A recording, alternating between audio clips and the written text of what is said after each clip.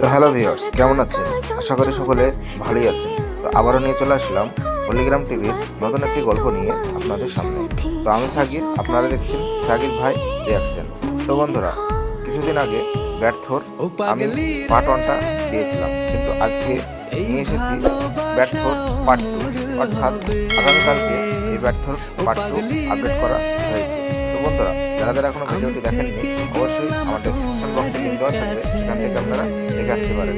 আর হ্যাঁ বন্ধুরা, আমার এই চ্যানেলে নতুন হলে চ্যানেলটি অবশ্যই সাবস্ক্রাইব করবেন ও ভিডিওতে একটি লাইক দিবেন, যাতে করে নতুন কোনো গল্প নিয়ে আসতে আমার সাহায্য হয়। বন্ধুরা, এই গল্পে টনি, তো আমি এর আগেই বলেছি, একজন স্কুল মাস্টার ছিল। তার রোজগার বেশ কিছু ভালো ছিল না, কিন্তু সেই রোজগারের কারণে তার বউ তাকে ছেড়ে শ্বশুরবাড়ি থেকে চলে আসে বাপের বাড়ি। কিন্তু অন্ধ মাকে নিয়ে টনি বসবাস করছিল।